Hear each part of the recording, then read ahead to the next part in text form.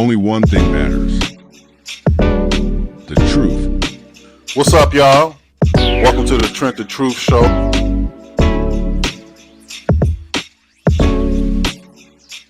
What's up, y'all? Welcome to the Trent the Truth Show. I'm your host, Trent the Truth. Whatever you're doing, wherever you're listening from, thank you for tuning in. Please like and subscribe to our podcast on Spotify and YouTube. It's the Trent the Truth Show. And while you're doing that, give us some love on social media. It's Trent the Truth on Instagram, TikTok, wherever you search. Real quick, today's episode is brought to you by M&J's Breakfast House. M&J's Breakfast House. We believe that breakfast is the most important meal of the day, and it should be enjoyed to the fullest. That's why we only use the freshest and highest quality ingredients in all our dishes, and we never compromise on taste or quality. With over 15 years of experience cooking, our chefs are excited to present their visions to you and all our guests. Our caring and committed staff make sure you have a fantastic experience with us and treating you as part of our family and our family business. Welcome to M&J's Breakfast House, where we serve the best breakfast in Calumet City. Located 606 Torrance Avenue, Calumet City, Illinois, 60409. Again, 606 Torrance Avenue, Calumet City, Illinois, 60409. Open 6 days a week, Tuesday through Sunday, 7 a.m. to 3 p.m. Closed on Mondays. M&J's Breakfast House. And just like I tell you guys, if you want to be a guest, you want to be a sponsor, you got any questions, comments, or anything you want me to address, just go ahead and email me at TrentTheTruthShow@gmail.com. Again, that's TrentTheTruthShow@gmail.com. And if you're feeling good and you want to bless us, our Cash App is TrentTheTruth88. Again, that's TrentTheTruth88. Don't forget to put the $ in the front. And for the people out there in TV land, you know we got our QR code on the screen ready for you to pull your phone out and make that donation from wherever you're watching.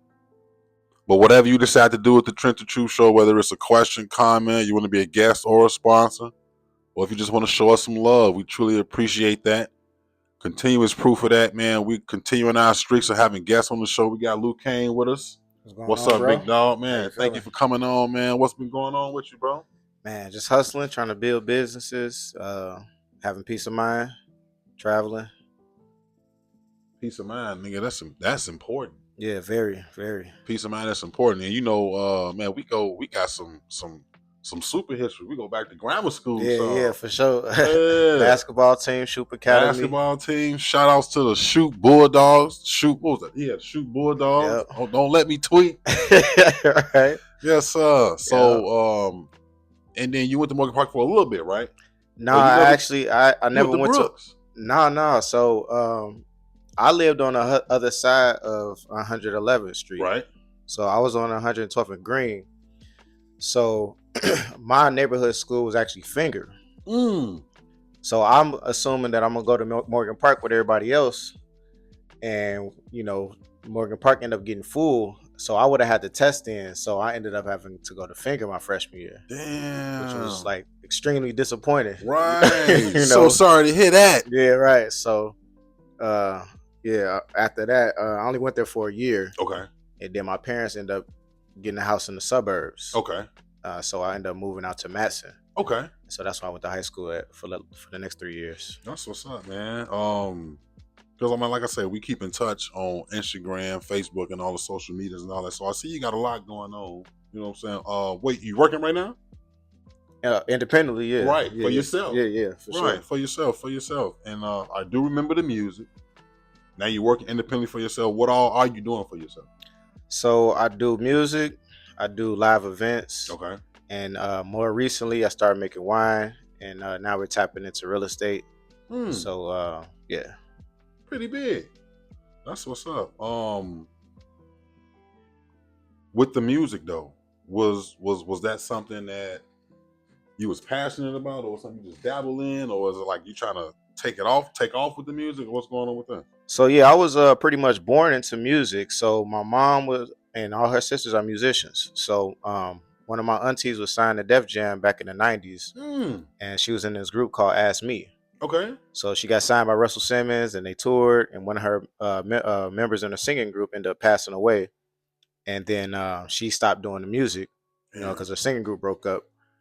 But that was always like a huge inspiration for me. So I grew up seeing her like on the Soul Train Awards, seeing her touring overseas and that type of thing. And I did like my first piano recital when I was 4 years old. So my mom always had me into music, and she was a singer. She was more on the gospel side of singing. Okay. But she was in a band growing up, and so I used to go to their rehearsals and stuff. And high school, well, actually 8th grade. I don't know if you remember. I used to rap with Tay.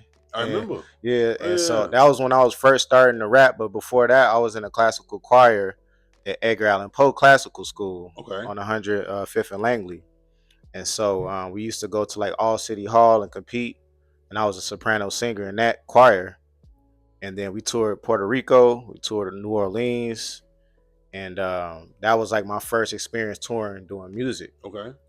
And so I think I just kind of like got addicted to it. But once my voice changed, I changed from soprano. I couldn't hit the notes anymore, so I started writing poetry. And so then that formed into rap. Okay. And so then I started with battle rap. That back then it was like you had to battle to be able to be a rapper.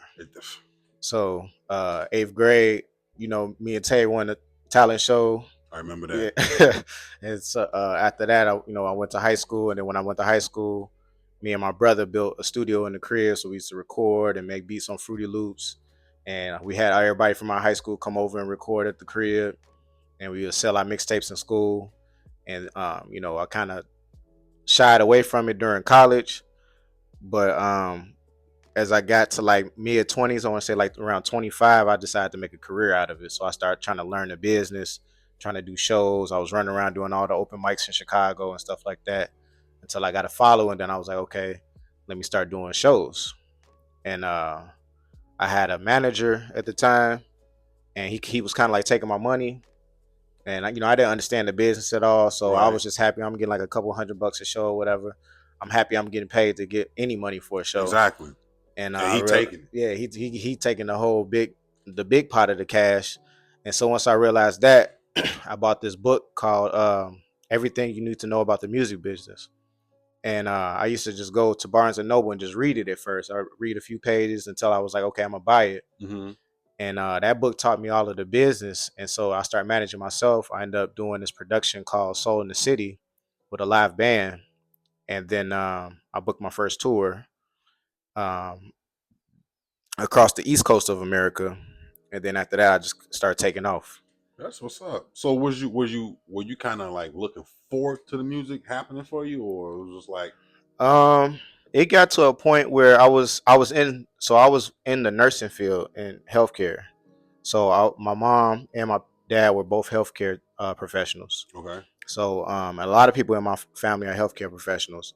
So I kind of just fell into that route of working in healthcare. And then I went to college, and then I realized this is not what I want to do for the rest of my life. And so I actually took the money that I had saved up, and I opened up a recording studio and an art gallery. Did you have to check with your people before you did that? Because I mean, there was kind of like a goal for you to go to college. I think they were probably disappointed, but I just kind of dropped out. Damn. Yeah, so I just dropped out, and then I opened up the studio and art gallery. And I don't think anybody really understood it at that point, but I was just like, this is what I wanted to do. So my thought process was, if I open up a studio, I'll be able to be around music all the time. So if I'm engineering other people, I'll be able to help them with their sound, but at the same time, I'll be learning more about music and sound waves. And then I've always been into art. And so what I would do is just have other artists that were painters. I'm not really a good painter or anything like that, but I would have painters bring their art, and they would do an exhibition, and then whatever they would want for their painting, say if they want 200 for the painting, I would sell it for 400, and we split it. Oh, that's pretty dope. Yeah. So having events like that, that's kind of like pretty big. Like, what did you see yourself as? Because it was like, I'm more than an artist, like you said, but I don't really paint like that. I'm having these events. I got an art gallery. Right. Like, what would you say? What would you label yourself as? I guess it was more of a curator. So I would like see the need for a certain field of entertainment in the area, and then I would try to fill that need. Is that what you did in college? Yeah. So in college, it was no hip hop scene. Like there was no art scene really. It was like the area I was in was more bluegrass and country and Okay. rock. And so I just kind of would go around and make these flyers, and I would put them on people's cars. I would put them at the gas stations. I would hand them out to people. I would hand out my mixtapes for free, and to the point, and I would do this. I did the same method that I did in Chicago, is just go to all the open mics. Mm-hmm. And I was doing as many open mics as possible till I started to get a crowd of people that would return and come see me perform. And then eventually booking agents would notice, and oh, he can get 30 people to come on a Monday. He can get 40 people to come on a Monday. And so they would ask me like, what do you think about doing a show? And so that's how I ended up booking my own shows. And then I started incorporating the studio with it. So at the shows, I would have other artists open for me. They would need somebody somewhere to record, so they would come to the studio and record, and then it would be like a cross promotion for the art gallery, because then they could do a live show at the art gallery. Right. So at the time, I wasn't really looking at it like a big business plan. I was just kind of doing what I felt was necessary for me to have a platform. Okay. That was pretty dope. Like I said, but even with what you was trying to do for yourself, you opening doors for other artists, other people. Right. Which is why I was like, man, what else did you kind of see yourself? So how long were you doing that before you decided to branch off, and now you into the wine? We got. So the first tour I did was in 2017. Okay. That was the first Soul in the City tour, and it was a Midwest and East Coast. And then I did 2 more tours after that. Then the pandemic hit. So I would say during the pandemic is when I started to mess with wine. And the only reason why I started to do wine is because I like to drink. I was like a heavy drinker at the time, but I started to really get into health. Okay. And so the first thing, I used to watch all these videos of Dr. Sebi and his compound. Rest in peace, Sebi. Right, rest in peace, Dr. Sebi. And his compound and what he was doing on his compound, how he was healing people through vegetables. Okay. And so that's when I started realizing, like, the chicken I was eating, the beef I was eating, the pork I used to love pork every day, breakfast sausage, bacon, pork chops. You wasn't no Muslim. right. Nah, I wasn't a Muslim. And then even like burgers and stuff like that, I just used to love meat. Okay. But I ended up getting up to 200 pounds. So I was like really overweight for my size, and I was not feeling good. Okay. And I was having like digestive issues and all type of stuff. So I ended up changing my diet, and through changing my diet, I was like, you know what? I want to grow food. So I started just buying the seeds, the organic seeds, and just growing food at home. Okay. And in the midst of that, I was like, I'm noticing the difference between the fruit that I grow and the fruit that I would see in the store. They look different. They each are unique. You go in the store, all of the green peppers, bell peppers look exactly the same. That's true. When you grow them at home, they all have a different personality. Some of them be long, right. Some of them be wide. Yeah, exactly. So I was like, okay. Then I wanted to make a healthier way to drink.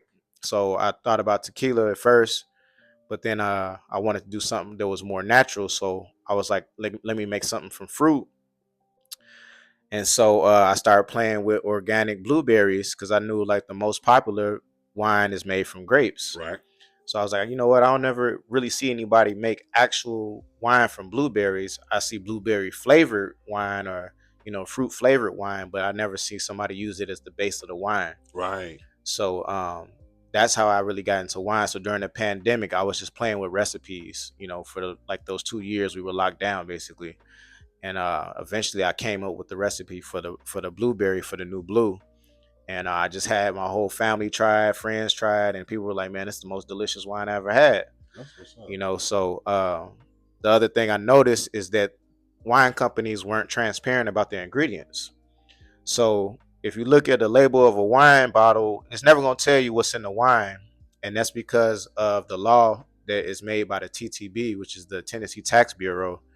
They don't have to disclose what they put in wine or any alcohol. So like tequila, whiskey, they don't have to expose what's in it. So I was like, that's very peculiar. Why would you not want people to know what's in it. Exactly. And so I went to do more research, and I found out it was chemicals like glyphosate that's in it, and that's the main chemical that was in Roundup that causes cancer. Wow. Yeah, so you're drinking it, and then a lot of people drink wine because they think they're drinking fruit, they're drinking grapes, but say like Barefoot is the most popular wine company in America. They do over 600 million a year Mm-hmm. in revenue, and they're able to produce wine in weeks, where the typical batch of wine would take 2 months to produce. Wow. So they use chemicals to speed up the fermentation process. They use chemicals to enhance the flavoring. They use chemicals to change the color. They use fish products to thicken it. So it's not vegan. It's not wine. It's really just flavored chemicals. Wow. And that's why you can buy a bottle of Barefoot for $4. So people would think because I'm drinking wine instead of hard alcohol that I may be taking a healthier approach or I'm doing something better. But you say the ingredients in it. What does that do for your body though? So it attacks your liver, it attacks your kidneys, it attacks your heart, it attacks your brain. So it gives you brain fog, it makes you slower, it makes you sleepy. Um, it it decreases just the productivity of your body. So in the long term, these chemicals, and they cause cancer. So the lawsuit that Roundup had was from a groundskeeper. This groundskeeper was using Roundup on a property to get rid of the weeds, and he was developing cancer, and he didn't know why. Wow. And eventually he found out that it was from the Roundup he was using, and specifically the chemical glyphosate. So glyphosate was a new chemical that was introduced in the late 80s. So before then it didn't even exist, and it was made by the company Monsanto, which owns Roundup. So uh, that is the same chemical that they put in the wine. Wow. And so you're, instead of just being on your skin, you're actually ingesting it. And then, years later, people end up with cancer and they don't know why, but it could be because you were drinking wine. And then that, like you say, Barefoot is real popular. Right. Ladies love Barefoot. Barefoot, Yellowtail, like any of the popular shelf wines, they all use the same chemicals. Whoa. So be careful when you look for wines. Right. And if you do drink wine, there's no reason why they shouldn't be transparent with the ingredients. Exactly. So that's why I made sure I put the ingredients right on the front of the bottle, so you can know exactly what you're drinking. So should we automatically not trust wines that don't have the ingredients on it, and then should we trust wines with the ingredients? If they have the ingredients, you should definitely trust them, because they're not required to do so. So, and That's then, something to remember. yeah, and wines that don't have it on, there's a reason why they don't have it. Most of them say it's for trade reasons, for a recipe, but They hiding something. right, a recipe is specific proportions, so you Exactly. can't really copy. Even if you had the exact ingredients, you can't copy unless you had the proportions of the Exactly. recipe. Like people be talking about that KFC recipe, the 11 herbs and spices. Right, right. It was locked up and hidden for so long, but like you said, if you don't got the right ones, you could overdo something and then throw off the whole taste. Right, exactly. But you were saying something though. You said what made you get into wines because you wanted to do something healthier. But you said you was a heavy drinker back then. What was going on while you was drinking so much? Like Man, so I actually started drinking like when I was like 18, and I used to work at a car shop, so I drank with a lot of older guys. So I was Okay. introduced into drinking after you finish working on the car. Let's go get some beers. Let's get some whiskey. Let's get some Hennessy or whatever. Okay. And then once I went to college, it ramped up from college. You go into the bar underage drinking, and then as an adult, I was working in healthcare. So a lot of healthcare workers, as soon as we work like 12-hour shifts. As soon as you get off work, everybody Let's go to the bar, right? So and then I was working nights, so I would literally work 12 hours, come home in the morning and drink just to go to sleep, because I gotta be back in like the next 6 hours. So did that present any problems? yeah, I had like insomnia. I wouldn't sleep for like 3-4 days in a row, and at that point your judgment is off, so you make bad decisions. Right. Like you take out anger on people close to you. Your appetite is all thrown off. Like sometimes I would fall asleep driving and stuff like that. So yeah, it was not healthy.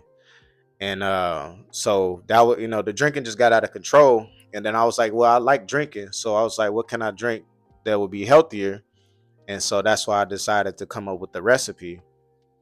And then I realized, like, man, it's a whole, like, if I want my family to drink, I want them to drink something healthier. Right. If I want my friends to drink, I want them to drink something healthier.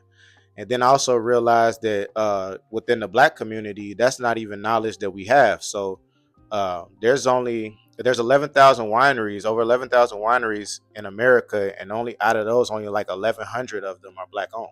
Wow. Yeah. So and out of those 1,100, there are no Black owned organic fruit organic wineries. So I was like, I may be the first to actually tap into that field. Okay. And so that's what, that was like the inspiration of it. That's pretty good. Going back to the poetry, are you a good writer? Was that some sort of escape from something, or? I was always a good writer. So I used to have at Poe, we used to have a writing class. And so I used to always get good grades in writing. I used to love writing class. I used to love typing papers and stuff like that. So I was always good at writing, but I kicked it off with haikus. In our writing class, we used to do haikus. So it's the 5 lines, right? Yeah, right. And I was really good at writing haikus, and then I moved on to sonnets, and then that's 14 lines, right? Yeah. I remember. I remember. Yeah, and so then after that, I was like, let me start to create my own style. And so I wasn't really a very good rapper at first. I was pretty basic, not really that good. But I started freestyling, and just, when you freestyle, you got to think of the end of a line before you say the next line. So it keeps you on your toes. And I just used to freestyle in my room for hours, or me and my brother would battle each other. Me and my friends would battle each other, just freestyling. And then eventually you turn it into writing song, or writing a verse, and then writing a song, or writing a hook. And so since I started off as a singer, I would incorporate, let me sing the hook, let me write a hook, this melody, right, and then let me rap the verse. So I was Drake before Drake. Yeah, maybe. Yeah, because Drake don't write his music. So. Oh yeah, that is true. But he sings. Right. Yeah, for sure. Wow, that's pretty good. So you said with the wine, you are. Well, first let's talk about the wine. What's the name of it? All right, so the wine, the company is called 945 Vin. Okay. And it's named after my son. His name is Vin. Okay. And so I made the wine before I made his name, but I kind of had a legacy in mind when I came up with the name of it. What does Vin mean? Conqueror. Okay. And so in Latin it means conqueror, but it also has a second meaning, which means wine. Okay. So and then 945 is the Roman numerals of my son's initials. So his initial VLM 945. So and then the name of the blueberry is the New Blue. So I called it New Blue because there are other wines that have blueberry flavor, but I'm saying that I'm changing what blueberry should be known as. So it's the New Blue. That's what's up, man. You got the ingredients right on the bottle. Organic blueberries, cane sugar, natural spring water. Is it okay? Yeah, go ahead. Yeah. Well, it's on here. Yeah. Red grape concentrate, yeast nutrient, potassium, metabisulfite. Is that say that right? Metabisulfate. Metabisulfate. Thank you. Malic acid, tartaric acid, pectic enzyme. What the hell is that? Those are stabilizers. Okay. So you gotta have those in wine, otherwise it'll either spoil or it'll overly ferment. Okay. And sometimes it'll turn into like vinegar. And potassium sorbate. That's pretty good. And potassium sorbate is a preservative, so it gives it longer shelf life. 12.9% alcohol. And that's pretty average for like your wines. I never really seen wine over like 14. Yeah, so the typical wine is between like 7 and 9%. Okay. And so if it's over 14, it would be considered a dessert wine. Okay. So dessert wines are typically more expensive, and they are like usually infused with like brandy. And so they're strong. So that's like Taylor Port. Like a lot of people like Taylor Port. It's actually a dessert wine, but that's why it's so strong. They turn up. Yeah. Oh wow. Okay. And how long have you? Where are you trying to take this though? Like, So the goal is to have my own winery with hotels and a restaurant, okay, bar type of thing. You know, serving charcuterie boards and that type of thing. But as it stands, right now I'm just doing the independent route. So I'm just doing independent tastings and getting my clientele up so I can present to a winery so they can do the production. right. So you pretty much just trying to hire a staff, y'all roll it out, sell it. So yeah, the goal is to no longer be producing it myself and just work on advertising and sales. And these are all in just out of attempts, like you said, entrepreneurship, just not working for nobody. I want to come up with something. I want to think of something. Right. And still maintain control. Exactly. Exactly. That's good. What well, I mean, looking at everything you're doing, you got wine, you're just dibbling dabbling with the music, entrepreneurship, owning everything. What in your definition, what are your measurements of success? Okay, that's an interesting question. So to me, success is ultimate happiness. So seeing everybody that you love around you happy and having the things that you need and being able to have the amount of income that to have the experiences with the people that you love. So I know some people define success as being a millionaire or having a certain amount of cars or having a certain house or whatever, and that's cool too. But for me, it's like having control of your own economy. So Mm. having your own food, having your own water system, having your own electricity system, having your own land, having your own companies, and all of these you have control over. So Your water system? yeah, so like that's something I'm learning now is water filtration. Okay. So you can collect rainwater and you can do your own filtration system and use that to shower, use that to drink, use that to They water say your. that's illegal. Uh, it's illegal up to a certain point, but it's the laws on it are crazy. So, for example, in Illinois, I don't want to misspeak about what the exact laws are in Illinois, but it's not illegal to have your own water filtration system, but it's illegal to carry a certain amount of gallons of water, catch a certain amount of gallons of rainwater. I don't know exactly how many gallons it is. Because my wife, she got in the yard back here, she has one of those rain catcher type of thing. Mm-hmm. But it's hard to really keep rain in there because it's always seeping out. Or then when it get real hot, the shit gonna evaporate. Right, right. So I started with like a DIY, like I bought like a plastic trash can and then I put a spigot at the bottom of it Right. and then I put some mesh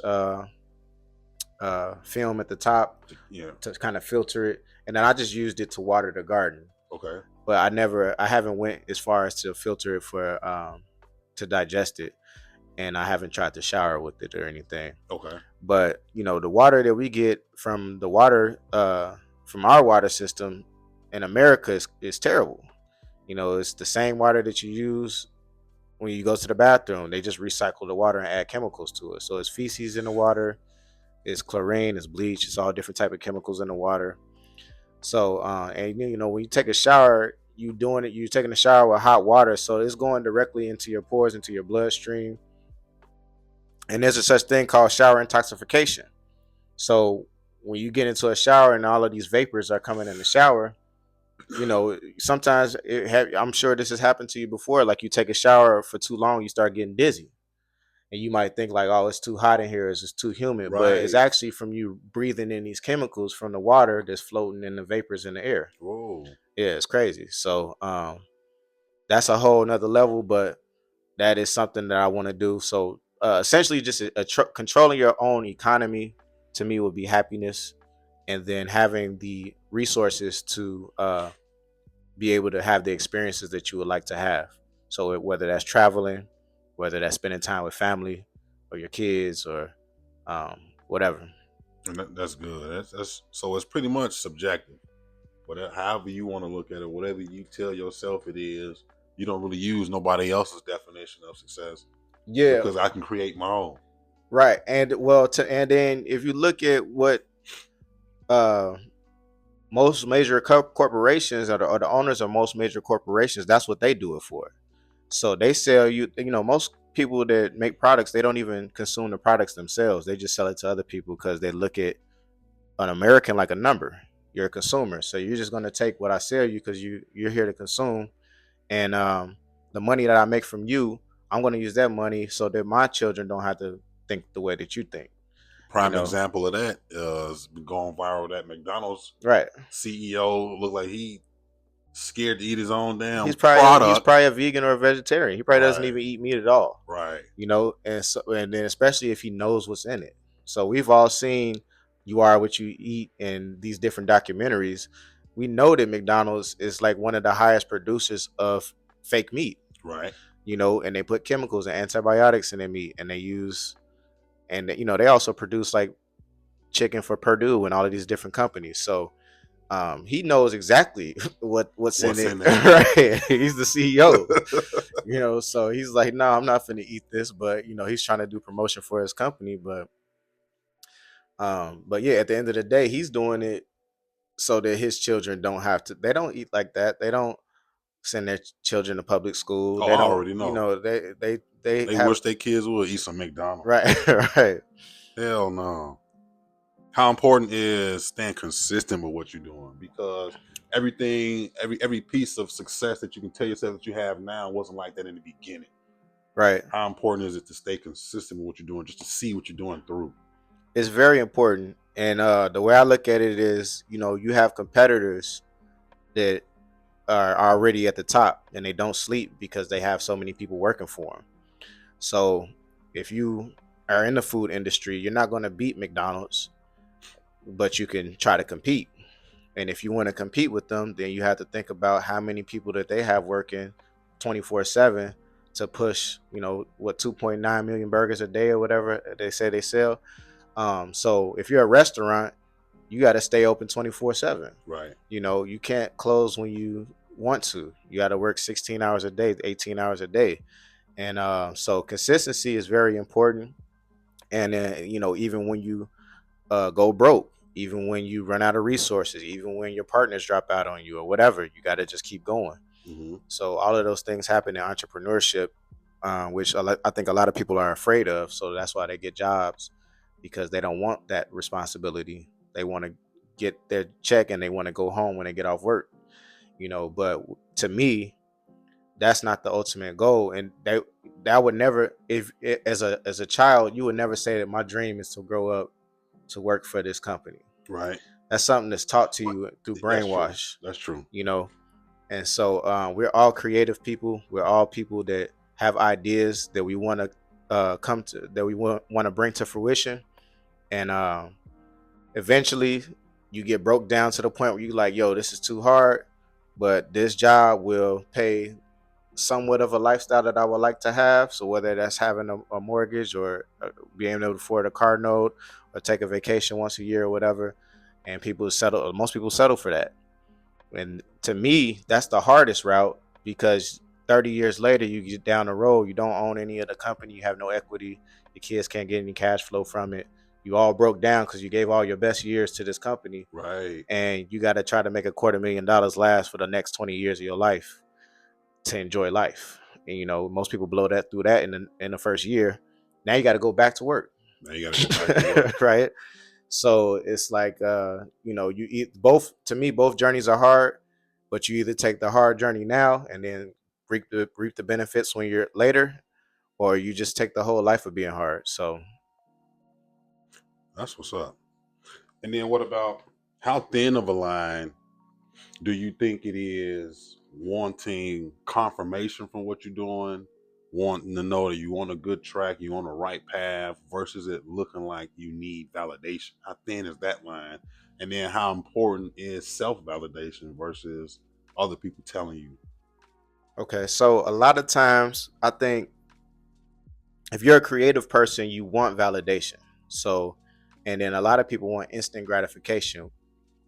So, like going back to the whole job thing, if you go to an interview and they say you're hired, that's almost instant gratification. You don't have to put up any money. You don't have to put up any equity. You literally go and say, hey, I have this skill and I would trade this skill for this amount of money per hour or whatever. Mm-hmm. Um, uh, as far as being an entrepreneur, you don't get gratification that quick. So, me, for example, with music, if you're an artist and you're creative and you want to put out music, you literally are doing this so you can get judgment from other people. Right. So you want them to be like, man, I like your music, or man, that's a dope shirt you just made, or whatever it is that you're doing. And some people may say it, but at the end of the day, they may not support it. Mm-hmm. So they may not put their money where their mouth. They might not buy a ticket to the show, or they may not come out and support. And so I think that's the hardest part to get past, wanting that validation versus perfecting your craft. Mm-hmm. So for me, I just look at it now like, if you have a good product or service, you just have to keep showing the world your good product or service. Eventually, people will buy into it, and you can't really too much worry about judgment of other people, especially people that are not your competitors, Right. because they're consumers. So they're basically going to look and judge something that they're not able to do, or they're not willing to do. So to me, the more important thing is, like you say, self gratification. So understanding, because you might not understand it till 10 years from now. Do you look back and be like, oh man, I did all of that in 10 years, Right. And it's kind of amazing when you look back on things. But in the moment, you're always so focused on the next move, you may lose sight of it. So I think like just living in the moment and understanding like how much work you put into something, and then just keep following through, and the self gratification. So you wake up every day, I am this great person, I can do this, I've done this, just to reassure yourself. But at the end of the day, I don't think most people are going to come up to you on a daily basis and tell you, hey, you're awesome, Right. so and so, you're an awesome artist. That's just not the reality. So it's really just being that for yourself. Right. Yeah, that's what's up. That's what's up. Where you at on relationships? Relationships. So um I'm engaged. Okay, So congratulations. thank you. So me and my girl have been together for over 2 years, Okay. and this is the most productive and happy relationship I've ever been. It's also the first time I've ever been engaged, Okay. and so I think it's really important to find someone that has your same goals in mind and wants the same thing out of life, and everything is family based. So she's also my business partner, but she's also my life partner. So we do a lot of things together, and I Is think that a good mix? yeah, I think it's the perfect mix. So Okay. if you look at the construct of the American family, you have two constructs of the American family. So one construct is the poor American family, and one is the wealthy American family. So the wealthy American family is the family that gets married. You have a two-parent household. You have a family business. You have the children eventually join into the family business, and then you pass that wealth on through generations.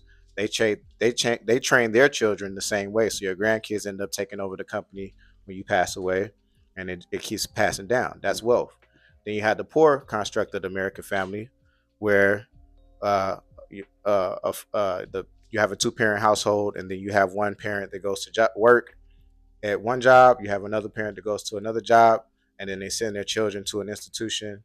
And sometimes, if you have, say, 3 or 4 children, different ages, they're going to 3 or 4 different institutions, and they're getting brainwashed, or they're getting trained by strangers. And then you tell them, go figure it out when you become an adult. So they start from zero, and they don't understand taxes. They don't understand how to raise a family. They don't understand business. They don't understand mortgages or anything like that. And I think we're actually taught, the majority of us are taught the poor construct, right? So go out, figure out how to survive yourself. Go and get your degree in this and figure out how to survive. Then find someone that has their degree, Mm-hmm. and then make children, and then teach them the same thing. And the people that actually control the world, they would never operate like that. So people say that it's more difficult to run a business with your wife or with your husband, but it's actually more difficult to not do that. And so if we want to even go deeper into like family trust and stuff like that, that's why those are created. So you can't actually break up the family if you have a trust and people have certain roles in the trust. Right. So it doesn't. So now you have an obligation to maintain your role to the family. So for me, it works perfect, and it's not perfect every day, and we do have our ups and downs or whatever, just like any other relationship. But at the end of the day, we know it's a long-term goal of family wealth that we're building, and we're going to be the first people in our bloodline to do so. Okay. So but it's going to change the trajectory of our bloodline forever, so it's different. I know it's not the most popular thing right now, but divorce rates are crazy. Right. And it's because people don't have any loyalty to family. They don't. And they don't have any loyalty to longevity. That's another thing, right? As soon as it get tight, as soon as it get hot, I'm out. I'm out. I'm out. I'm taking what I got, or I'm taking what you got too, and I'm out. Right. So, and think about the effect that has on the children. And that's what I always think about. I'm thinking about my grandchildren, my great grandchildren. They're not here yet, but how would I want my bloodline to be? Like, how would I want my grandchildren to talk about me when they coming up? My grandfather was able to do this. My grandfather was able to do this. My grandmother was able to do this. And because of that, we have this strength. So you look at some of the strongest families, the Clintons, the Kennedys, even the Trumps. These families set up a certain construct through a family trust to where you can't make them broke. You can't break them up. You see how many family members of the Kennedys got murdered, and they still have their estate. It's going to be there forever. You can't take it. So, and it's only going to grow. Right. It's only going to grow. And the more kids they have, the bigger it's going to get. So that's how I just look at it. What are like the dynamics in your relationship? Because, well, a lot of people may not know, your fiance is Caucasian. Well, she's actually Latina. I'm sorry. Yeah, she's Latina. So, okay. But yeah, I guess she does appear Caucasian. But yeah, so she had. What is that like? It's a learning experience. So we both are. I'm from big city. She's from small town. Okay. Obviously I'm black. And so I come from a family I come from a really big family. Also, my mom is 1 of 12. So I got like over 60 cousins in Chicago. Wow. Yeah, it's crazy. And her family is not quite as large, but she has a large family as well. And so we both just learn from each other. Okay. And so I'm able to learn about survival in different ways from her. She's able to learn about survival in different ways from me. I'm a book nerd, so I read all the time. And so I'm always sharpening her mind on certain things. She's always challenging me on certain things. So we go to the gym together, we work out, we diet together. We come up with business plans together. We wake up, we got a whiteboard, we write all our goals on the whiteboard, we write what we want to accomplish for the month. As we do it, we checking it off. So we always on the same path. Right. And we're our own people. But to me it's awesome. And it is less, it's a smaller percentage of interracial relationships in America. But my experience is that it's been a great learning experience as well, and as far as family construct, Mexicans, they love family. Right. Black people love family. So that's my whole thing, is like, what's going to keep the family together? So yeah, I'm big on family. Yeah. That's you important. got a beautiful family. That's important. Thank you. So and really, I wanted to ask you that because I wanted to make sure that you said the things that are key when you find in love. It's not necessarily outer things. It's who you are inside. It's more alignment. As long as we got these goals in mind, as long as we, there's love, the love is going to come. It's going to continue to grow. But you don't have to look like it. Right. You know what I'm saying? Like. And so a lot of people don't realize, I mean, where I grew up at, but majority of the people that I've had relationships look like me. Right. majority of the people that I know look like me, so um you end up people most people end up with in a relationship based on proximity. Exactly. And so I'm a person that has traveled a lot, and I've been in a lot of different environments to where I'm not limited to that proximity. So and because of that construct, I may not be the best fit for certain people because my ideas and my beliefs are so out of the box that it may not make someone happy. And I've had that conversation with certain people. So you got to find that person that's actually for you, Right. and fits your long-term goals. That's important. And you say y'all been together about 2 years. 2 years, yep. Getting ready, y'all got a date set up for getting married and all of that? We had a date and we changed it, but it'll be next year sometime. Okay. Yep. And y'all are in the wine company together? Yeah, for sure. It's That's family. pretty good. Yeah, it's family business. We do all the business we do together. So That's pretty good. So I did get a chance to get a couple screenshots from Okay. your Facebook page. okay, And I wanted to just get you to expound on some and answer some questions or maybe some confusion. okay, And I really, this the first one that I saw was kind of piggybacking off of what we was just talking about. You asked married men, hmm do you value your wife being a hustler or arm candy? right. I don't know if I saw your answer in that, but with everything you just described, I probably could guess the answer. But what do you value most? So I value the hustler. Okay, So a hustler is gonna get their hands dirty, right, and they're gonna do things by all any means necessary. So to me, the hustler, even if something goes wrong in the relationship, they're gonna figure out what we need to do to make the relationship last.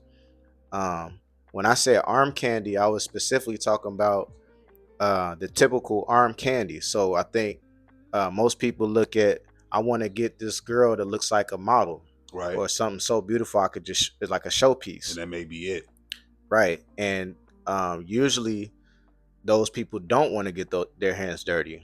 So when things go left, they're out. They gone. They're gonna go to the next person where it looks greener on that side, Exactly. And so that's what I meant by that status. And it was I got some interesting opinions on that status too. Some people were saying, yeah, they got to be both, or they got to be this or whatever. Because Uh, it would seem like because you are a hustler, then you're not arm candy, or you know what I'm saying. right, So right.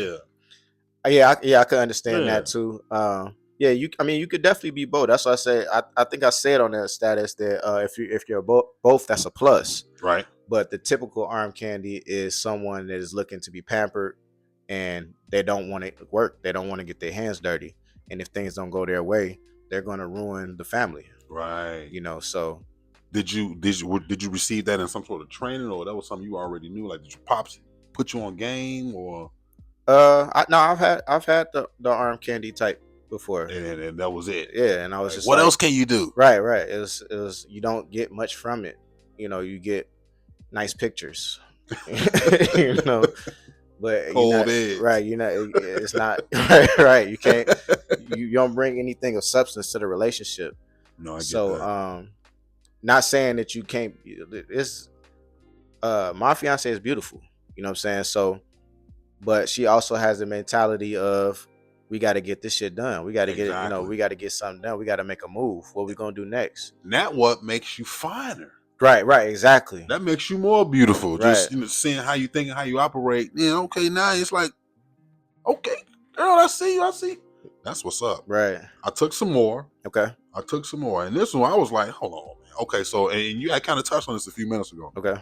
A dysfunctional family is one where the father and the mother wake up and drive to two separate institutions to work for money. They send their children to a separate institution to learn a curriculum taught to them by strangers. Then at the end of the day, they all come home with separate traumas that none of them can relate to. A functional family is where the mother and the father run a family business enterprise together. The parents raise the children at the home or business and teach them a curriculum. All members of the family have roles and must coordinate with each other throughout the day. This creates stability and allows each member to depend on the next one. Then you ask, were you raised in a dysfunctional family or a functional family? Now, when you just discussed this, you were saying wealthy and poor. So going back to the status, why is it, looking at what you describe as a dysfunctional family is almost everybody. Right. And that makes up 97% of the population. And so that's why 97% of the population are the consumers. But see, this is where I get confused. Okay. I'm confused because you can't change much about the child, or the child that has to go to the institution to learn. If even if I have a good job, I'm making high five, six figures as a whatever, an attorney or whatever. I'm going to this job. Mm-hmm. I'm under the impression that I'm doing the right thing. I'm giving my family a chance at life to advance. Right. But your definition is saying this is dysfunctional. So dysfunctional in the way of you're not functioning to the best ability for your family. So, okay, so to break it down in a more simpler term, function isn't based on how much you make at your job, right? Mm-hmm. So if you look at and this may be totally off the spectrum for most people, but if you look at like an Amish family, right? Mm-hmm. They don't have technology. They ride horses, but every member of the family has to do something on the compound. They learn on the compound. They depend on each other all day on the compound. Mm-hmm. So this person might have to grow corn. This person might have to milk the cows. This person might have to churn butter. Right. This person may have to work on the house or whatever. And they coordinate with each other. So when you have to coordinate with your family members, especially your immediate family, there's a level of dependency that you have on these people. When you go to a job that, say you're making, $500,000 a year at this job, and say you're a CEO or something, say your wife is an attorney and she's making six figures at a totally different job, her main loyalty is to the person that's paying her. She has to be subservient to that person. You have to be subservient to the person that's paying you. Mm-hmm. So if your wife is going through something, or your children are going through something, and your company tells you, I have to send you to this conference in Singapore tonight, you're not going to tell them no. So your decision at that point is based on, where is the money coming from, not where is my family going to be stable. So that's what I meant by dysfunctional. If the children are going to, so I grew up in a situation where me, my brother, and sister went to 3 different schools. The reason I actually came to shoot is because my brother was getting picked on. So I was going to Kenwood, and before that, like, I went to like all magnet schools. Mm-hmm. And so shoot was like the first neighborhood school that I ever went to. But I used to like ditch school at Kenwood so I could come and walk my brother home. Okay. So he wouldn't get jumped. Okay. Right. And so, but I didn't even understand he was going through that. My parents didn't understand he was going through that. He's keeping it to himself when he comes home every day. And until one day I see, he got like some blood on his shirt, or a scratch on his face or something. Where you get that from? Right. They eventually break down, man, these dudes, they've been trying to jump me or whatever. So this a whole trauma that he's hiding from the family. If he was getting taught at home, or any family member, if they're getting taught at home, you would know immediately what they're going through. When you send your child to daycare, and we were just talking about this the other day. Excuse me. When you send your child to daycare, there's a stranger taking care of your child, right? They're not even able to verbalize their problems at that age. This person is able to see your child naked. They're changing their diaper. They're disciplining them. And they're not telling you about every little thing that happens throughout the day. Mm-hmm. Now, your child grows up with an opinion that this is how the world works. They're looking at, and a lot of children have more respect for their teachers than they have for their parents, because they grow up in the construct of almost like a prison.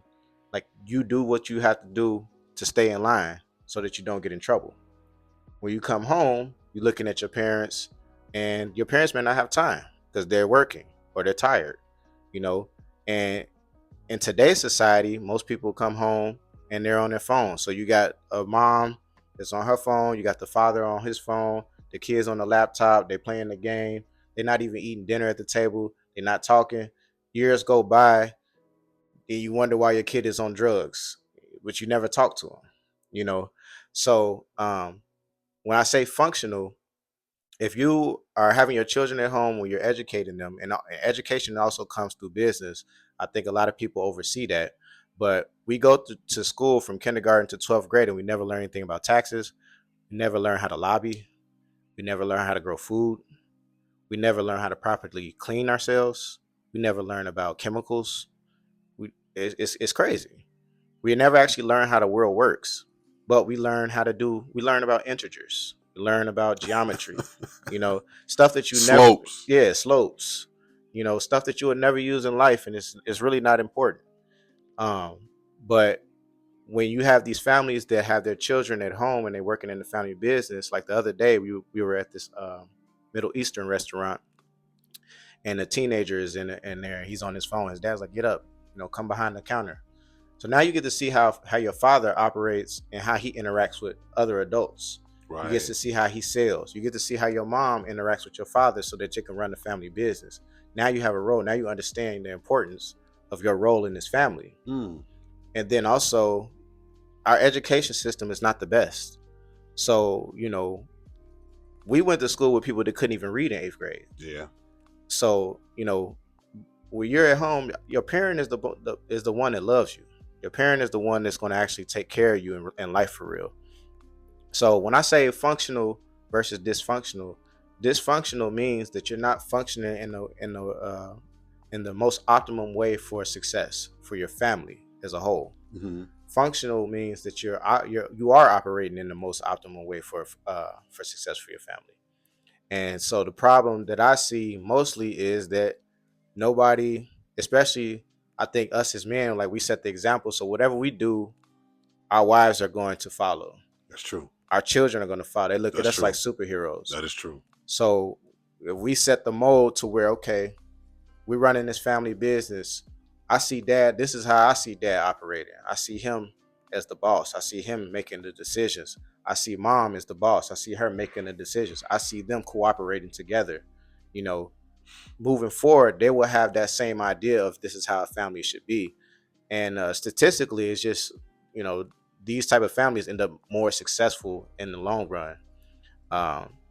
And the other families, they end up divorcing, and the children end up getting split up through parents. And, right. So that's what I was just speaking on. So that's a pretty damn good ass way to break that down and look at it. But by your definition, a lot of families are dysfunctional. But they tell themselves they feel like they're doing the right things.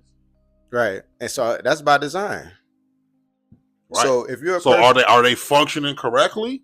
Being dysfunctional? They're functioning correctly from the person that brainwashed them, for the person that brainwashed right. them.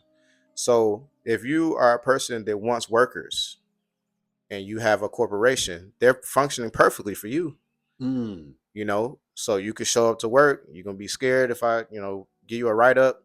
You're going to do whatever I tell you to do. You're going to be subservient to me. So yeah, it's perfect for that. But if you're going to be my competitor, then that's not perfect. So if you, say you got a textile company and, you're competing with somebody else, with a major textile company, that would not be optimum for them because now they're creating their competitor. Mm-hmm. So if you want to monopolize, the top 7 to 3% of companies employ the rest of the population. Right. And, there's only like, a small percentage of companies that, that are major corporations.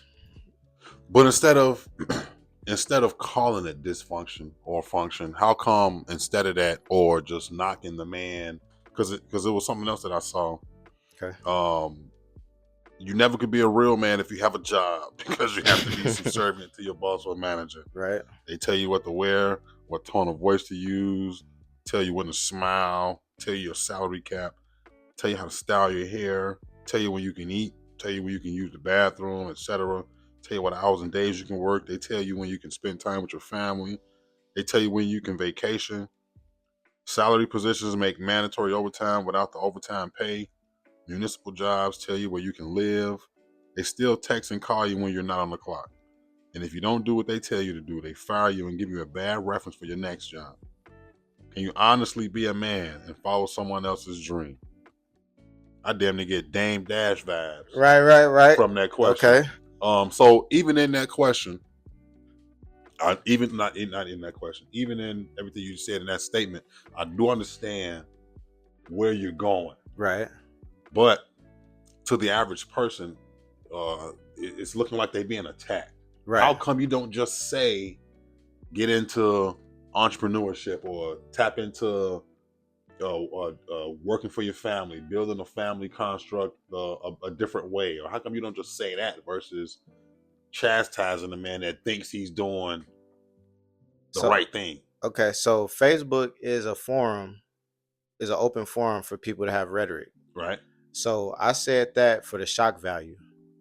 So at the end of the status, I asked the question: do you think that you could be a man? So I'm trying to toggle this thought in men's mind, right?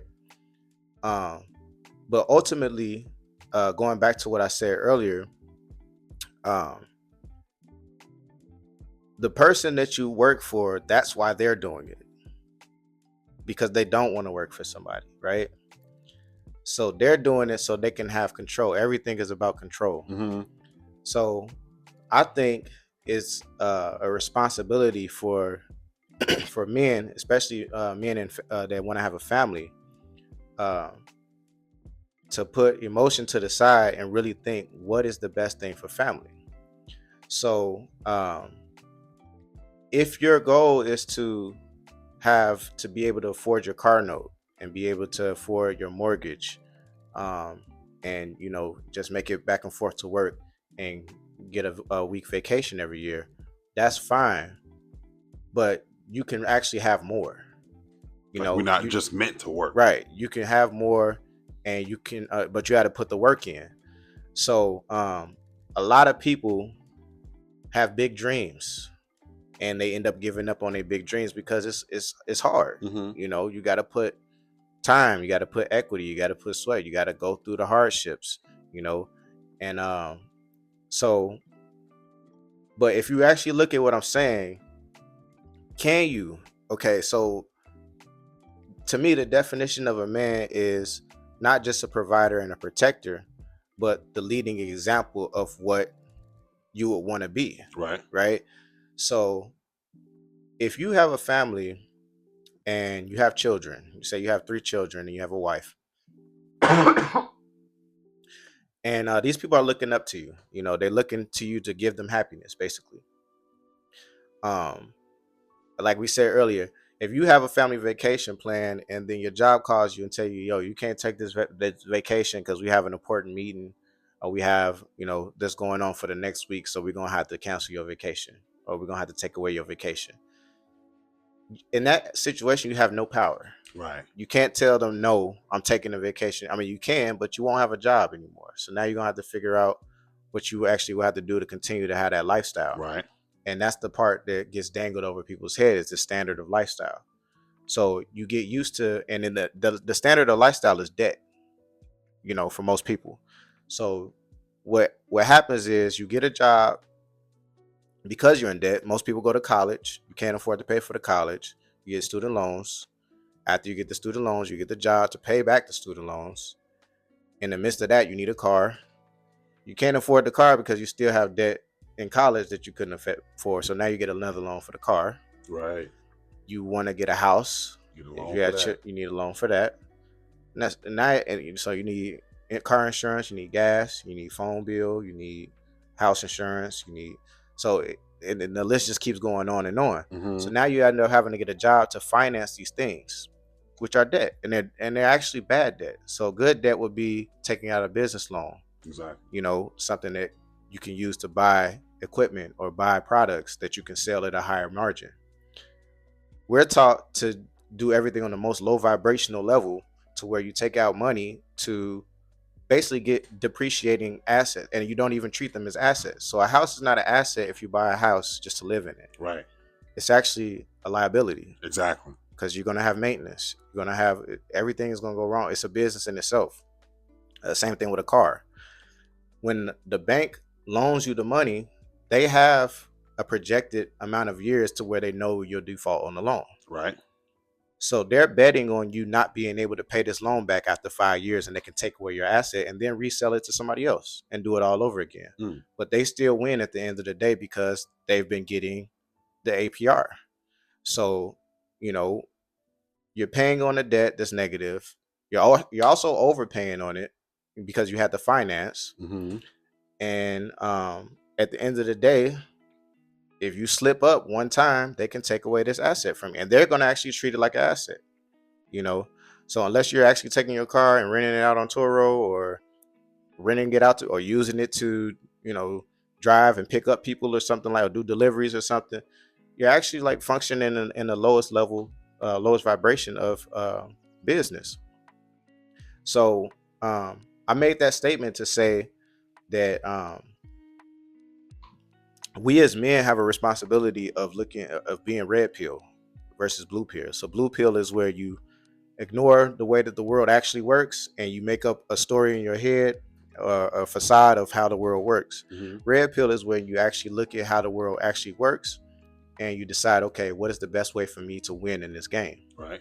You know, and so employers employ people who are less knowledgeable than them. Right.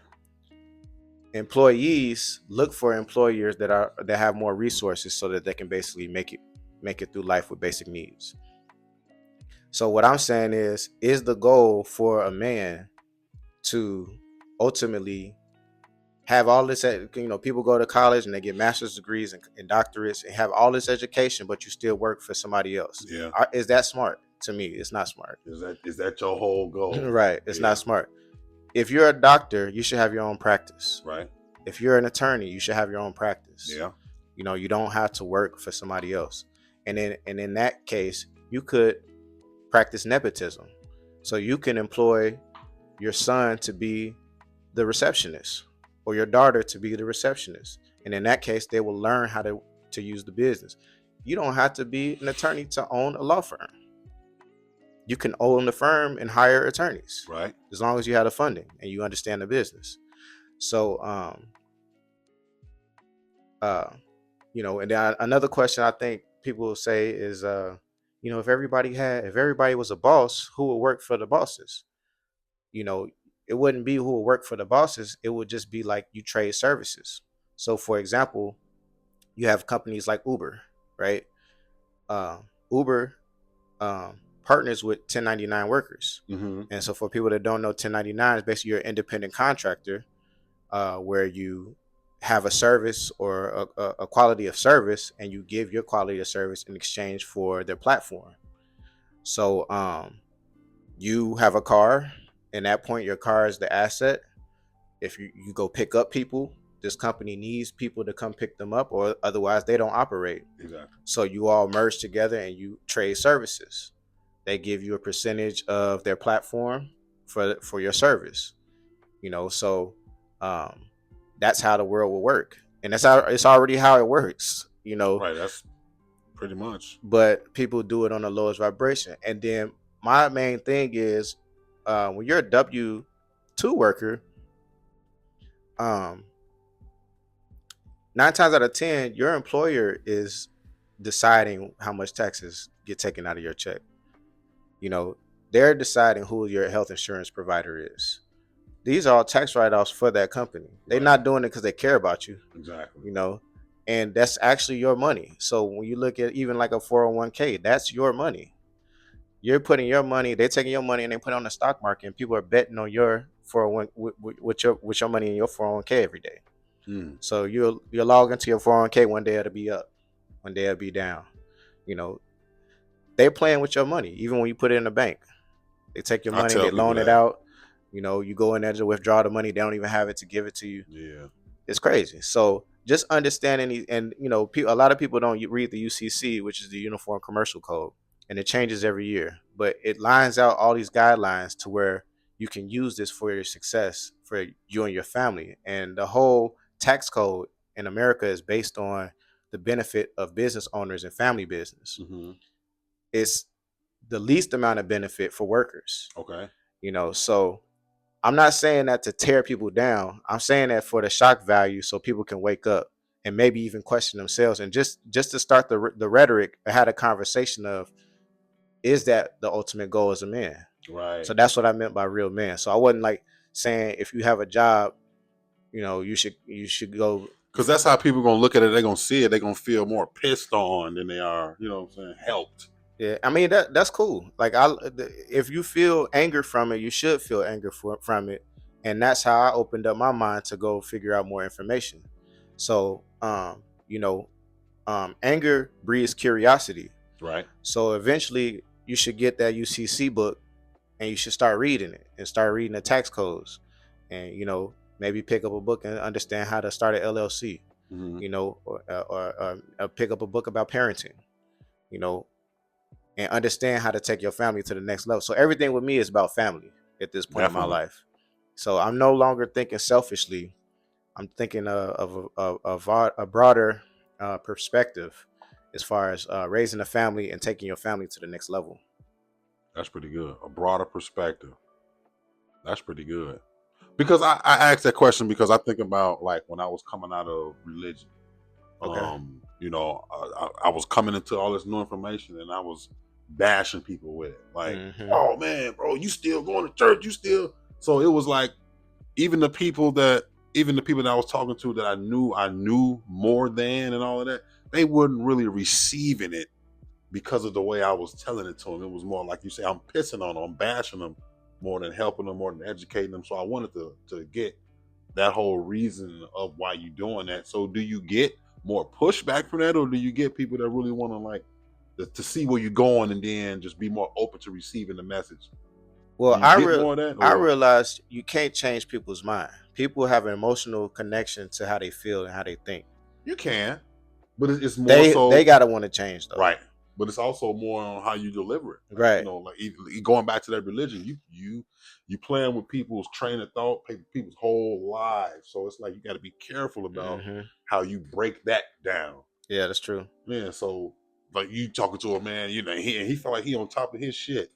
He working, he feel like he making good money, providing for his family. Anytime he want to do something for his family, he can do it. They want to go somewhere, they can go. They want to, whatever it is, an emergency pop up, they can handle it. So he thinks he's on top of it, and then here you come until he get fired. Until a class comes to where the boss gotta show his hand, right? Or until the company gets dissolved or whatever. Like there is no actual. It's like a facade. There is no actual financial security in anything. So you can get fired at any time. Your company can get dissolved. Yeah. The industry that you work in could fall apart. Yeah. But that can happen as an entrepreneur as well. But at least you have control of it. Right. So that's how that, so, but I mean, even as you talk about religion, I had a conversation years ago, and I grew up Christian, and the same thing. They taught me all these things, and I just didn't want to hear it, and I got upset. I got angry. Right. And then eventually I had to really look at the actual things that they were saying, and I'm like, okay, this person was right. I got to do my research. I got to start reading. I'm being spoon fed by people that don't fully understand it. Right. And so people that are miseducated tend to teach people down the line, and it's just a line of people that are miseducated. And so when somebody that is educated says something that goes against your emotional connection to this idea, it does hurt. It does make you angry. But I think that's a good thing, because you're not going to change unless you get uncomfortable. So I'm sure it did offend people when I said that. That was the goal. Right, but I really asked the question because I just want to see how people's mind it works. So if you see it, as I responded to people that were on that status, I never tried to change how they thought. I kept asking more questions. So Right. do you think this? Do you think this? I just really want to see how people think. And if you are in agreement with the opposing factor of what I was saying, then that means you're brainwashed. Right. So that's just how how we get to that. right. So I'm not gonna make you feel crazy directly. I'm gonna ask you questions and you're gonna reveal to yourself. And you gotta go and sleep with that. You gotta look in the mirror and then think about it. Damn, do I really think that this is the best decision for me or whatever? Wow. You know? And but a lot of people work hard for the stuff that they have. So it's not putting down the things that they work for, but you can have more. That's true. You just gotta step out of that box of comfort. That's true. One more screenshot. Okay.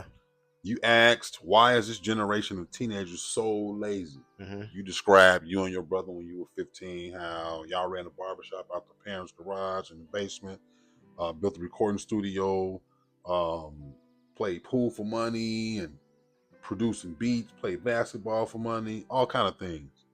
What's the difference in, because we about the same age, what's the difference in when we was teenagers versus teenagers today, and why do you feel like they're so lazy? What are you not seeing that you once saw or that you once did that's not happening no more? So our generation, if we asked our parents for something, we really needed it. So I would say for a majority of us, some people were spoiled still, but I think today's generation, everybody has a sense of entitlement because they have so much information in the grip of their hands. So, for example, if I wanted to get a pack of fresh white teas or something, and say that the white teas was $20 for a pack or whatever, go to the flea market and get a fresh pack. I would try to figure out how can I make $20. So me and my friends, let's go up and down the street. We all got rakes at the house. Let's go door to door, and we could rake each yard for $20, and we could split five till we all get $20. So how many houses we got to do? 4 houses to do that, right? Mm-hmm. And so that's what we would do. And then all right, we got $20. Let's go to the flea market. Let's get some teas. That type of thing. Kids nowadays, you got Venmo, you got Cash App, you got PayPal. They gonna text, hey mom, hey dad, I need $20 for McDonald's or whatever, right. And they send it to them, so they get that instant gratification. There's no sense of having to hustle for the money, and so that's why I gave that example, because I really had to look back and I used to even feel bad asking my parents for lunch money. Mm-hmm. So I would be like, okay, I got to figure out how to get my own lunch money. I want to give my younger siblings lunch money, right? And that type of thing. But I was the oldest of 3, so that might have also been like the big brother aspect of it. But all of my peers were the same way. So I just remember everybody wanting to hustle and figure out how do we make money, or what can we do to make money to get the things that we need. And if you did ask your parents for something, it was something that most likely the parents should have been doing anyway, right? So but this generation of teenagers, they have this sense of entitlement, and it really is the parents' fault, because I was just gonna get to that. I think that it's a lot of us grew up being made fun of in school, or you didn't have the freshest mics, or you didn't have a fresh haircut every day, and so you want your children to have those things so that they don't get made fun of, or so you can vicariously live through them. But you're actually crippling them, because now they're losing their ability to think for themselves, and do for themselves. Their skin, right? And, we had to fight, we had to do all type of stuff growing up. You have to know how to roast. right. Man, you couldn't come outside looking crazy and not knowing how to roast, how to take care of yourself, how to fight.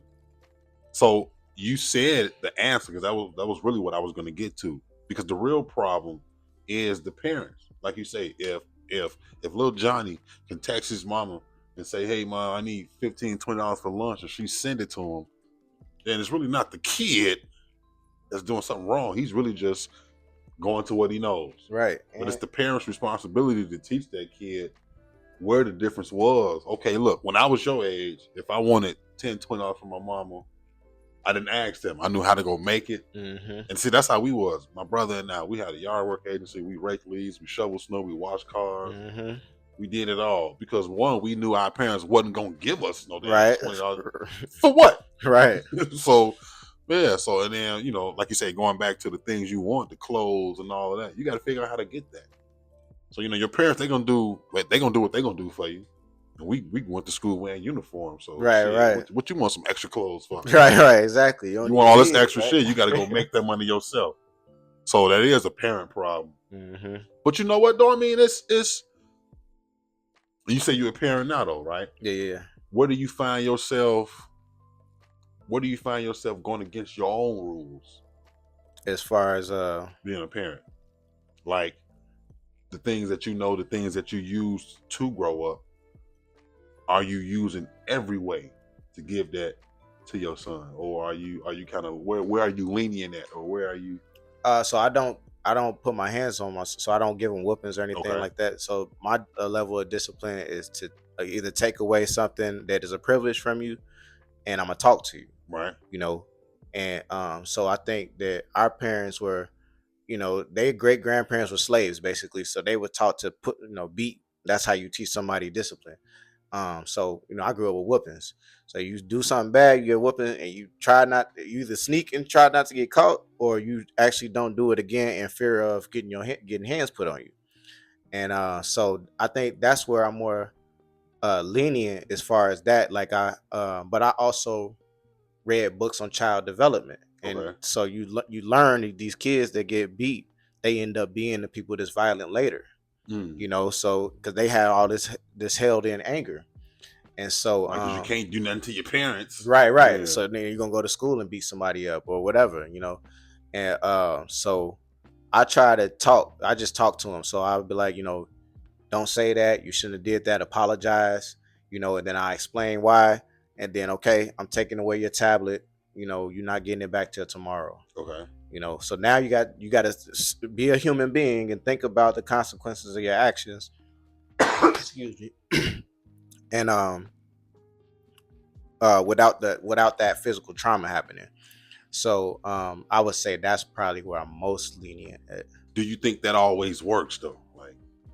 I don't Like, think hey, anything always works. I think it's trial and error, but um just the statistics on like whoopings and physical abuse, it's like you don't need to do that to a child, right, for them to learn a lesson. right, Um but yeah, I don't get the instant, because kids are ornery, so they'll be like, no, I'm not, I don't want to do that, leave me alone, that type of thing.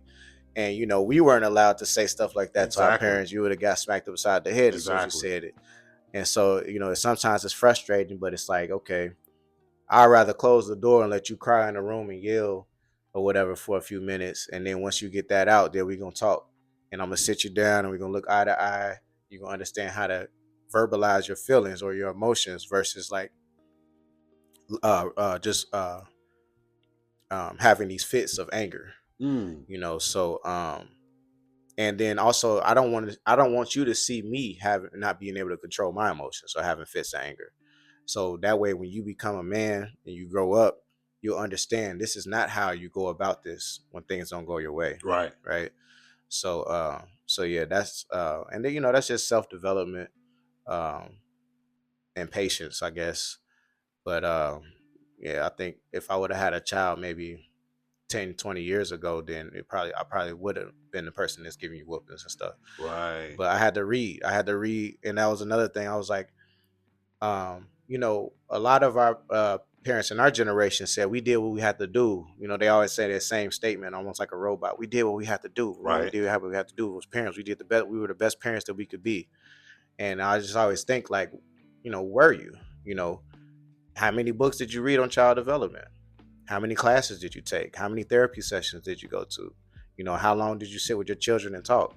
So nobody's gonna be perfect, but were you really, honestly, were you the best that you could be? And you can't really say that unless you actually go through the education. Right. So I think that's changing somewhat with our generation, but with our generation, I think we're just overly spoiling the kids. We're just like, yo, Yeah. I want them to have this because I ain't have it. So they gonna have it. Not teaching them the character that was built from not having that, or Right. from not being able to go, or even from that level of discipline, like you say, I learned from this. I know in my parents' eyes, they may have felt like they were saving my life from whatever offense I made, or so it's like, and I struggle with that. Some lessons, I feel like, hey, you have to have something for this. Like, some stuff we could talk about, and that's always going to be where I lead. That's always going to be the majority of the things that I choose to do in regards to discipline. Because, like yourself, I grew up getting whoopings, ass whooped, and I used to tell myself I'm not going to whoop my kid. Mm-hmm. But like you say, everything don't always work. Sometimes I feel like these kids need to get a whooping. Yeah, I mean, and that's just, and honestly though, I'm coming out of that because I tell my children, I talk to them, and I tell them I don't even like having to do none of this because it's a mood changer for me. Mm-hmm. I come in, see what y'all. I'm in a good mood. I see what y'all doing, and thinking that an ass whooping is the only way to solve this issue. My mood didn't change. Right. So it's like, and then now you still gotta. I make sure I talk and I explain because I don't want to leave you in the dark. I don't want you to do this again. Number one, and I don't want you to think I'm some sort of just bully or some sort of asshole. I just want to be that authoritative, that guy. And I just want you. I want to show humanity and humility to these children. Mm-hmm. So I always make sure we talk. I always make sure I let you know what you did wrong. But some stuff I'm still working on, like you said. Some of it, I don't know. I feel like I might be trying to save your life. Some lessons. I got 3 boys. Right. Some of these lessons are right. You got to get roughed up because Mm-hmm. of the level of this offense. Now, it's not for everything. I'm not one of Mm-hmm. them. I'm not Major Pain where you leave the toothpaste on the counter. No, I'm not. I'm not one of them at all. Right. But if you're being disrespectful to your teachers, I might have to tighten you up. Or if Mm-hmm. you talking to your mom crazy, I may have to tighten you up. Mm-hmm. Because that's something you need to learn from, that there's a real consequence to that. I'm not gonna say I'm the best dad, you know what I'm saying, because you have different approaches. I'm sure your approaches majority of the time work for you.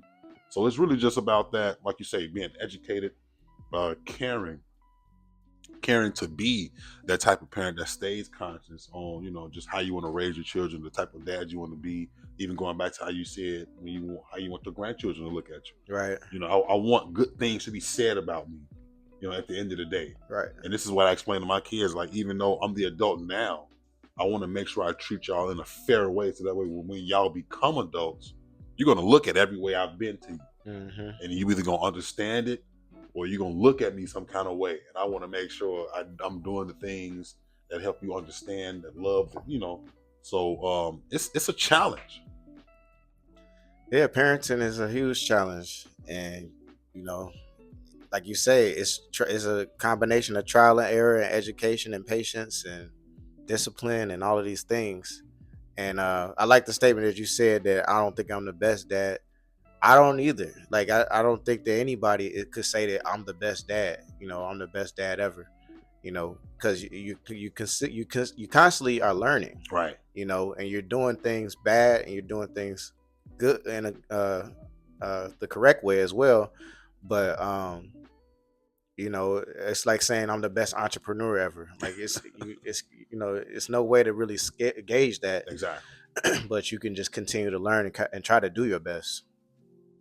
That's what's up. What are some of your biggest regrets in your life? Biggest regrets. Not spending more time with family. Okay.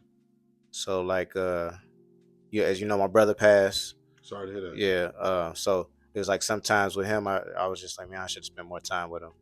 And, you just can't get that time back. So so now that's why everything is so family oriented. Mm-hmm. So I'm like, man, my dream life is to work with my family, travel with my family, do everything with my family. So if I could I'm going to make that happen. So I'm making it happen now. But if I could realize that full time and for generations to come, that would be the ultimate goal for me. But yeah, so I would say that was probably the only regret. Everything else been a learning experience. And what do people misunderstand most about you? I think people think that I'm a rapper, just a rapper. Okay. So I think people get thrown off when they actually understand that I really understand business. Right, because you did just say you was a singer, and so yeah, there's a lot to you. Yeah. So I know a lot of people don't know I used to work in healthcare. I worked in healthcare for 12 years. Wow. Yeah. I was working in healthcare in like the height of COVID, on the COVID units and stuff, and that's when I actually ended up quitting. But Was it something you saw? no, it's just the kind. So I was actually learning how to build my own business during that time, Okay. and I already had businesses, but I was using them as side hustles. Okay. So my main priority was my job, and then I had side hustles as a musician, side hustle as a business owner or whatever. And so I just decided like, yo, how do at some point I want to be able to be in control. Okay. And so I think the biggest misconception is that people think that um I think, and I mean, I actually like this perception, but I think people think that I'm not that smart. So Is that something that you like to let people think, or yeah, right? yeah. Uh, so that's why I like the perception of just I'm a rapper, or because rappers are looked at as not smart and they get taken advantage of. But if you actually have a conversation with me, you'll really understand how intelligent I am. Definitely. And then if you look at my history, even before I was doing business, I went to like some of the smartest schools in Chicago, and I always tested in the top 13 percentile in the country. I remember. Yeah. Yeah. What was you on Mathletes? Nope. What was the other thing we was on together? Um, It was basketball or something else. I want to say it was. I forget, nigga. That was 8th grade. Yeah, I forget too. But Wow. It might have been Mathletes with Mr. Burns. yeah, it was Mathletes. Yeah. But no, I definitely remember. Like, you remember the ones that that handle business, that gonna be a scholar and everything that they doing. And people, like you say, if you sit down with me and talk with me, maybe I might just want to give you this. I might just want to make you think I'm loose or I'm dense. You know what I'm saying? Right, But when right. you sit down and really uncover me, because you may not deserve to know this kind of me. Yeah, and then when you really peel back the layers and find out who I am, you see I'm a somebody. Right. That's what's up. And corporations, they I like it because I now I do business with a lot of corporations and stuff, and they prefer to do business with people that they think that are smarter than them. And that's one of the laws of power. The first law of power is never outshine the master. Facts. So um they prefer to. So if I do, for example, a lot of people don't know that I actually do my own productions as far as concerts and stuff. Okay. So I'm the person that figures out the lights, the sound. I book all the artists. I book the venue. I do the flyers. I do the digital art. I do all the promotion. I write all my music. I play with a live band. I get on stage and perform. I host the show. I pick the DJs. I pick the playlists. I pick everything. I book the vendors. And so, like, I've been doing festivals basically, and people actually just think I'm one of the performers. Not And knowing I'm behind that. I'm the right, mastermind behind all of this. right, I'm paying the people. I'm doing everything. And so, usually when I deal with venues, they only talk to me in that capacity as an artist, and they don't realize I'm the person that's been sending you these emails. I'm the person that you have to write the check to. I'm the person. Right. Yeah, and then they don't like it. Wow. So then they're like, oh, okay. And a lot of people don't like doing business with a black guy. Of course. So then it throws them for a loop. And they're like, yo, this is the person I've been talking to. And then, my name sounds like a white boy name. Right. So people assume that I'm white, or they might assume that that person is my manager and it's me. So when they actually meet me in person, I think it's shocking. And then now I got locks. I wear streetwear and stuff like that. Exactly. I don't change how I dress. And so I think that's the biggest perception, is people think that I'm not intelligent. Wow. Which is crazy, right? Wow. What are your goals for the year? For the year, what we're gonna do is we're starting short-term rentals. Um, so we're gonna do a short-term. We're doing right. Well, we're already doing it. So we're doing short-term rentals, basically Airbnb, stuff like that? Or? like motels. Okay. And so, but I mean, I guess it'll be similar to an Airbnb. Right. But yeah, short-term rental and a a deal with production and distribution with a winery. Okay. So those are the main two goals. And we are working on some other stuff, but like also destination traveling Okay. stuff, planning for other people. Is it any hills or setbacks that you have to climb with being black owner of a wine company? So it's like you said, getting these deals and all of that. Like, are they friendly when they see you, or? Um, Not so much friendly. I think they're surprised. I think people are surprised. But one of the setbacks, it's not really a setback to be black because being black is Of cool. course not. You know, it's cool and you can leverage that. But like I say, a lot of these industries are owned by white people. Okay. Um, so, but I just look at myself as I'm never the owner of anything. So I'm the spokesperson, and so I'm the person that will talk to you and get the deal done, and present to you the facts. Okay. You know, so but trying to think setbacks. Yeah, I think sometimes people just don't want to talk to me when they understand who I am or see my skin color or something like that. But that type of stuff doesn't affect me anymore. I kind of expect it at this point. Okay. On the way out, every time I have a guest, I ask two questions at the end. Okay. What's something that we need to stop doing, and what's something that we need to start doing? As a culture. Yep. A whole nation, American, U.S., the whole America, North America, or whatever, just people. Period. Something that we need to stop doing is being mega consumers. Okay. Something that we need to start doing is understanding how the country actually works. So I think everybody buys into whatever is popular and they don't understand the power that they actually have. And if you understood that power that you actually have, you would stop operating the way that you are. And the biggest example of that to me would be like the Roman Empire. So the people understood that they had power and they stood up against a corrupt government.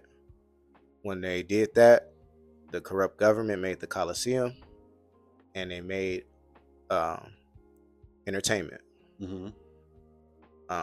They would send people to the circus, they would send people to see fights, and eventually that became the way that people would operate to deal with stress is they would go see entertainment.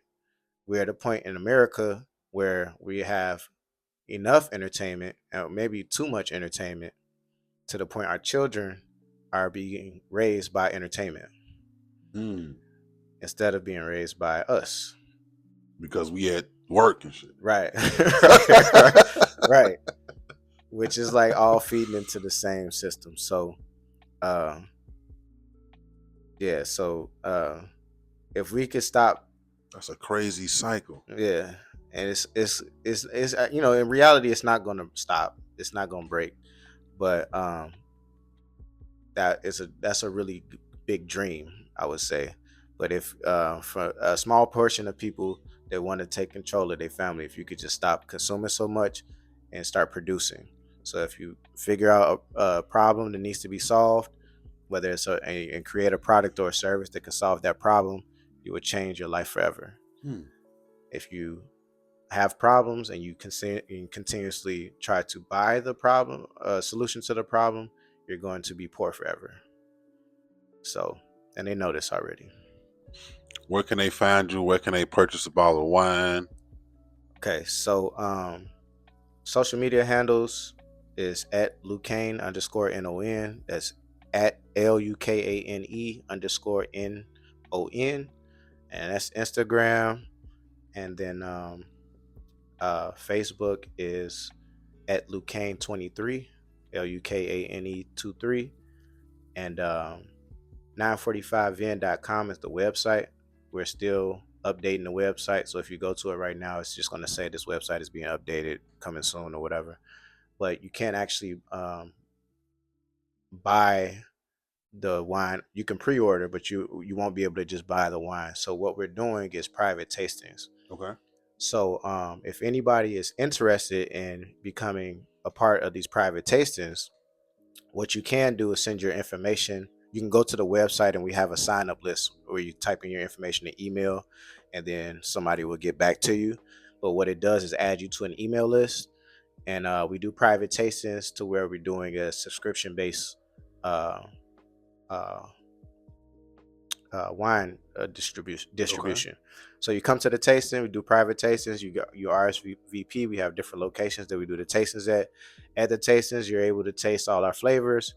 You're able to purchase the wine on site, and the next model is the subscription. So you'll be able to pay a fee per month. It's $50 per month, but with that fee, you get 2 bottles of wine, whether it's the new seasonal flavor that we have, or if it's one of our staple flavors. You get 2 a month, and then you get free access to all of our tastings and 25% off of any other purchases. That's pretty good. Yeah. Damn, that's pretty good. Yeah, and I'm the first to do that. We're the first to do that. So I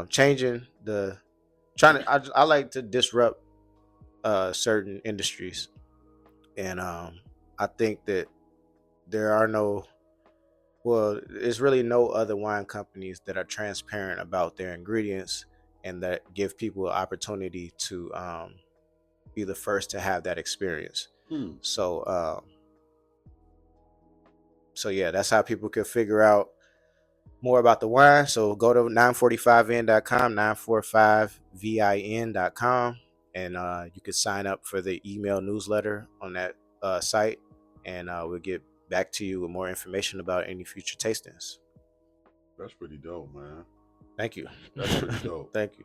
Yes, sir. Always a pleasure, man. Yes, sir, bro. Man, it's good to see you too. Yes, sir. I want to say I like your setup too. Here, Thank you. I like your setup. I like the fact that you're doing your own thing. Exactly. So like you entrepreneur, but you also owning your situation. Exactly. So kudos to this situation. And this is inspiring. That was like the first thing I said when I walk in. I'm like, oh man, this is dope. I didn't realize that you was doing everything in your own spot. Then like a studio now. Right. It's studio, barbershop, so it's dope. Yes, sir. People be seeing me because I post my reels and do my cut ups. People be seeing and then when they come get a haircut, they be like, man, so where you be recording that?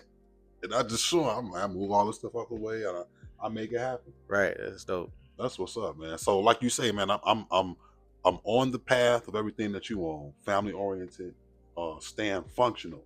Right. Through the definition of how you outlined it. I feel like I resonate with that. I agree with that. I think it's important because, like you say, man, if you out, you doing all of this for Mr. Charlie, who's raising your kid, right, or who's really tapping into you.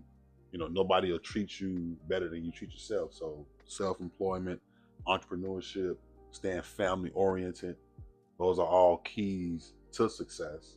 Because you can make your own definition of success. Right. It don't matter who you with. Right. Love who you love. Right. But make sure there's some alignment. Make sure I can at least make some money with you. Right. Yeah. Right. Yeah. That's what it's about, man. Yeah. I super enjoyed this, bro. You're going to have to come back, man. Yeah, anytime, bro. Thank you, man. Thank you. Yes, sir. Thanks again for tuning in to the Trent the Truth Show. Please make sure you like and subscribe to our podcast and YouTube channel. Follow us on social media, Trent the Truth. And if you have any questions, comments, concerns, or if you want to be a guest, email me at TrentTheTruthShow@gmail.com. Again, that's TrentTheTruthShow@gmail.com.